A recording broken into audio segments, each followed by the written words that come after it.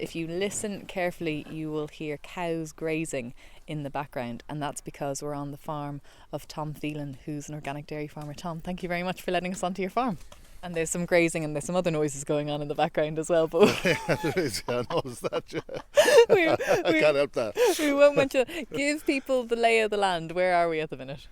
We're located in County Laois between Abbeyleix and Mountrath, so right in the centre of the country, about 20 miles from Glenisk, which is our milk buyer.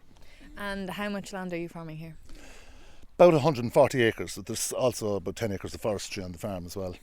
And I guess something that's maybe, well, a few things a little bit different about you, but one of them is that you're 100% winter milk, which is unusual. Most farmers in the country are spring milk. So while they're usually going on a ski holiday over wintertime, you're probably going on a sun holiday. Do you have anything nice lined up? It's a fine day, so today is my sun holiday. I guess another thing is that you and your son are farming in partnership together, Alan, and you made the plunge. So you were beef and sheep farmers and conventional beef and sheep farmers, and you made the plunge not just to organic beef and sheep but to organic dairy, and they're very fond of you. You've got a cow coming up looking for scratches behind you, so you must be doing something right. But what was the thinking behind the move? I suppose, well, we were going to go dairying anyhow, and we did a farm walk. We did a number of farm walks, and one of the farm walks we went on was to a farm up in Westmeath, which was an organic dairy farm. And truthfully, this was some years ago, and it was in February, and I was expecting, when I went up to see this organic dairy farm, it just shows the perception people have of organic dairying or organic farming. I was probably expecting to go up and see yellow pastures at that time of the year, and instead I was very impressed. So, basically when I went up, it was just like walking out on any other dairy farm. The man's grassland management was obviously excellent. His stock were excellent, and as he gave the information about his farming system, I was very impressed. And yeah, you're still currently being used as a human scratching post there, so well done for getting all that sentence out. But I guess we walked past some of your swords there, and I noticed a lot of white clover in them. Was that something you adopted when you turned to organic, or was that always in your head? No, truthfully, we started a reseeding programme back about 2008, and at that stage we included clover in all of the mixes, and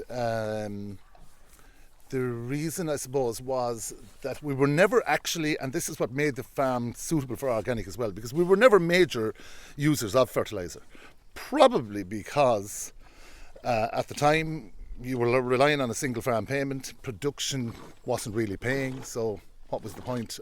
You were trying to just do things as cheaply as possible rather than spending extra money on inputs like fertiliser. And I like inputs. Inputs are a big thing, and you're about to get underway milking. Are you worried about the cost of feed this year? Because I mean, it's nearly tripled in some cases per tonne. I am worried. As I said to you earlier, Hannah, it hasn't really hit home with me yet because my cows are actually dry at the moment, and the cows went to grass in late February during the day time at least. And so at that stage the meal feeding was reduced greatly anyhow, so I probably even had a bin full at that stage that had been filled earlier on, so it hasn't really hit home. Now there's still some meal in the bin up there as well. So, and I won't be using much until we get closer to the winter, but I'm certainly worried because the reports I'm hearing is just meal prices are just astronomical. And are you in any type of fixed milk contract or anything like that? Once again, this is up in the air at the moment as well, because what seemed like a good price when we went into dairying 2 years ago, of course, with all the changes in the price of inputs since, it just doesn't seem like that anymore. And when you think as well, conventional farmers are getting well over 50 cent a litre now. So, I mean, for winter milk that has the added input costs, and for organic winter milk, what would you be hoping to get? True. When we went into organic dairying 2 years ago, the winter premium was 60 cent a litre. And of course, when the conventional man, as I was speaking to quite a lot of them at the time, heard this, said maybe we should be all organic. But of course, now, even for May milk, I think people with high solids in conventional dairying are approaching that figure. So I know they're looking at me now saying, what's that fella doing? But luckily my cows are dry at the moment, so it doesn't really make any difference. Come back in like a month or two and we'll see how you're That's feeling true, then. it could be very different. But I mean, we were talking about white clover, talked about red clover. I mean, in terms of even growing your own feed or kind of sourcing Irish grain or anything like that, are there any options for you there? Would you ever consider it? Because I know some farmers are looking at that. I am aware of that, but there just isn't enough grain in the country that I'm aware of. There's certainly nowhere near around here. And naturally enough, I mean, their inputs has gone up as well, so they're going to be looking for high prices as well. So even when I was conventional farming, every winter I explored the option of sourcing grain from the combine or whatever else to try to reduce inputs.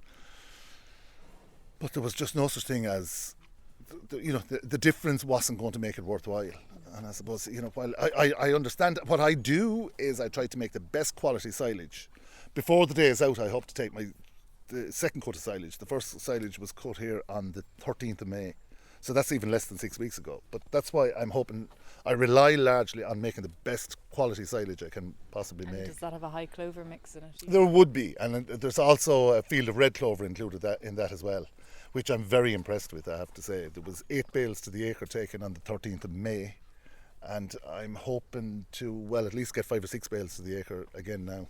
So what are your reseeding tips for anyone listening? Because we do have the clover scheme out there at the minute. I mean, ideally clover should probably have been sown back in May if people were going to do it. But you say if you do it, it does work.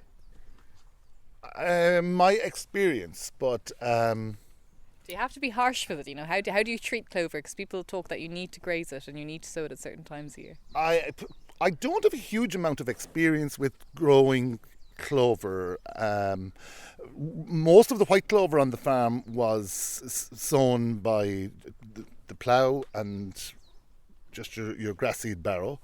Of course, with the sheep on the farm, at the time that probably was very conducive to getting your clover and your grass seeds off to a great start.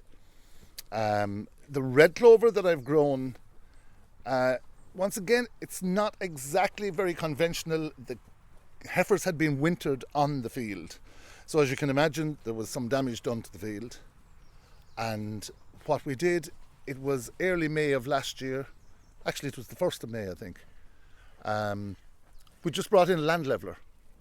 And by travelling around the field with the land leveller, it tended to, it needed to be levelled, obviously, from where the trailer feeder had been left during the winter. It tended to leave a coating of soil around the 4 or 5 acres that we did. So when we came along then with the direct drill, and then of course we got the weather, it was actually took very successfully.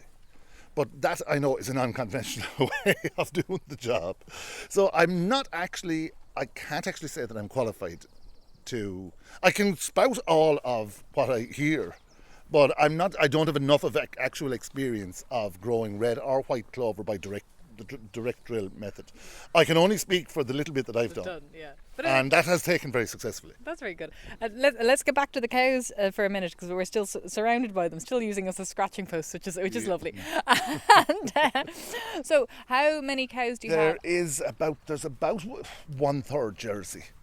Okay. The reason we went for the Jersey in the beginning was, Jack's advisor says, and that going into organics, the most important thing to bear in mind was health, and that's why the crossbred cow would probably be the best to fight mastitis, lameness and any other health issues.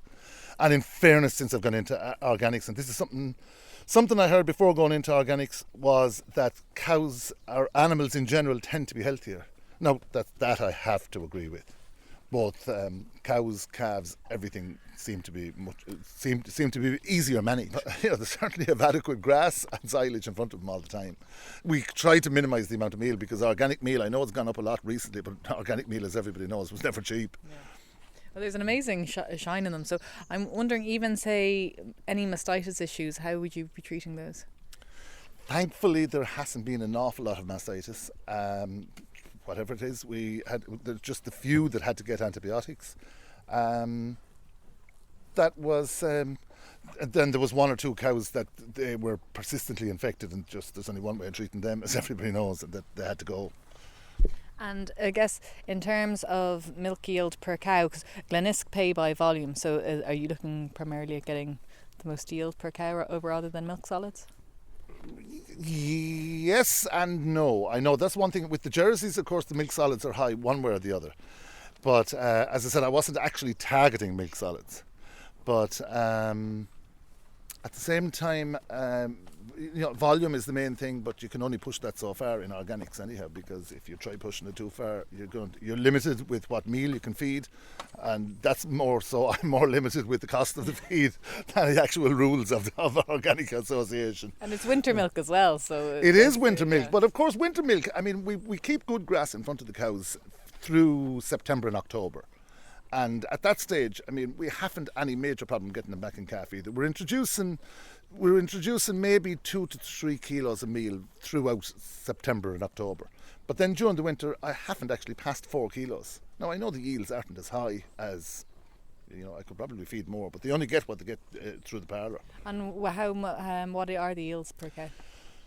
The yields would be, we would have peaked last year, which was our second year in, we would have peaked about the 23 litres. Now, I'd be hoping this year, with most of the cows mature, I'd be hoping probably to go to 25 or 6. Yeah. I am surprised with, of course, we do get, when the cows go back to grass in late February, once you get the grass back into them, you get a lift, another lift actually. Something that I was very pleasantly surprised with. Actually, if I want to speak negatively, at that stage the premium goes off the price of milk, because my premium kicks in September at the end of February. And probably when I was going into organic dairy farming, I didn't actually realise what a cow was capable of giving, even when she was 7, 8, 9 months calved. Yeah. Which meant that the overall price for the year's milk was somewhat diluted.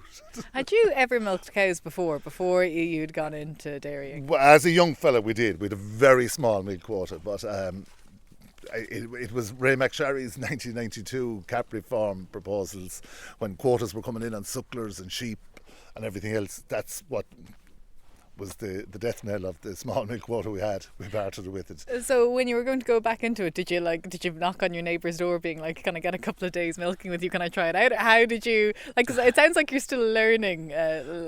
I'm most definitely learning, but at the same time I was always interested in dairying, and the best way I describe that is, I've read the Farmer's Journal religiously every week since I was a young fella, since I left school. And I always read the dairy section. So it's probably the best way I can explain that I was always interested in dairying. Of course, we were locked out. And I personally myself, I think that was one of the greatest crimes ever committed against Irish agriculture. The one thing that we had a major advantage in was dairy production.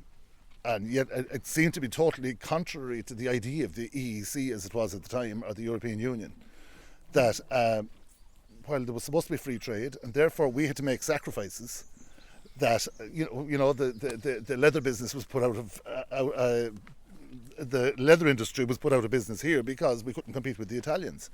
Yet there was this milk quota brought in, which meant that we couldn't make the best of our advantages. And are you both full-time farming here? We are both full-time farming. Alan was managing a pub in Abbeyleix there, and the COVID lockdown is so he hasn't actually gone back since. Now, he may look into it, but we're interested in, Alan has only got married lately, and both himself and his new wife, they are interested in looking into the idea of developing food enterprise. No, I think that's interesting about the enterprise thing, but I spotted a parlour back up there, and I know you've made some investments, obviously, so we go back up to the farmyard and have a look at what's going on up there. All right. So we've come into the cubicle shed here, and I have to say it's one of the nicest cubicle sheds. It's really light and bright and airy, and are they rubber coated cubicle kind of separating areas that you have? Is that what they are? They are the Easy Fix cubicles, plastic cubicles. Once again, when we were looking into dairying, course, they're more expensive than your conventional steel cubicle, but I have to say I'm very happy with them. And how many cubicles do you have? And they're wider than conventional cubicles because under organic standards they have to have a bit more space as well. That's true. The cubicle shed here, there's 80 cubicles, and we'll peak at 72 cows. For most of the winter, there was 71 cows in here.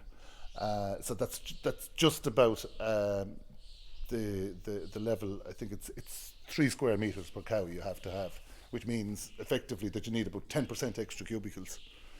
Was it a big investment to suddenly go from kind of having facilities for sheep and beef to going to dairy? Because you had to install a dairy parlour as well, and it's a Pearson parlour. How many units is it?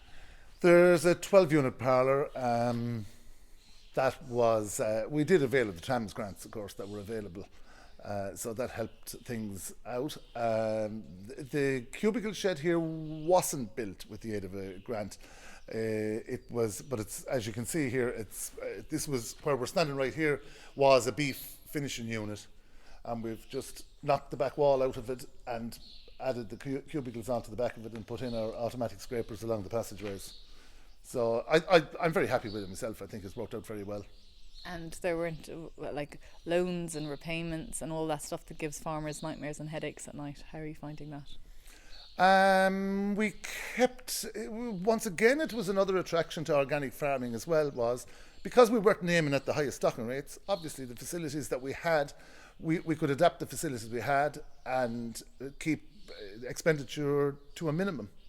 Now, at the same time, I don't think we compromised on anything. We spent the money where it needed to be spent: the milking parlour, the milking machine, the dairy equipment, and you putting in the best. We have our mats and plastic cubicles. We have adequate feed space. As I said, that was one of the attractions. Was with a smaller number, you can probably afford to do things that little bit better, which you have to for organic anyhow. And something that I hadn't twigged that we were chatting about there is that all your cows calve outside as well, which makes it a bit easier in terms of kind of healthier as well, and that they're outside and less kind of bugs being in sheds and that kind of thing as well. Once again, we are only calving 2 years, but thankfully, fingers crossed, from the experience we've had no major issues. We have literally, I don't like even saying it, but I should be touching wood if I can find some. But we've had literally no problem with calving or with the calves. They've been healthy. Now the shed that the calves do come into it's quite an open, airy shed as well. It was originally a sheep shed as well, but calving outdoors, yeah, I mean it's wonderful. We generally leave the calves on the cows for about 2 days, and I think that gives them a wonderful start. That, you know, they have adequate colostrum. Of course, you make sure that they get colostrum within an hour or two of birth. If they don't, usually 95% of them will get up and suck themselves one way or the other. And what are you breeding to? Are you using 100% AI? Do you have a stock bull? What breed are you using? Sex semen? How does that work out for you? We use for the first couple of years we haven't opted for sex semen. We might look at it this year. I suppose, like so many people, you're kind of wary because you hear of reduced conception rates. But no, we generally most cows get the Frisian bull, AI bull for the first service. Then we go to a beef sire, and after the second round, then we put in a stock bull, Angus bull. Well, I can't think of anything else to ask you. I think we've covered everything, unless there's something that you particularly want to tell listeners out there about organic dairy or organics in general. I think it's been a very positive experience for us, and I certainly wouldn't have any intention of going back. But at the same time, I suppose the finances, we have to look into it. You have to bear it in mind that, and I think the farm organisations and the milk processors have to bear in mind that there has to be, if it's going to have a future, there's going to have to be a premium for organic milk. Okay. Well, Tom, thank you very much for having us. And if anyone's listening, make sure to look out for Glenisk milk, because there might be some of Tom's milk that's in there. But hopefully. But thank you very much for tuning in. And for anyone interested in finding out more about organics, you can visit www.theirishorganicassociation.ie. But for everyone listening, you've been tuning into Organic Matters, and there'll be another episode next week.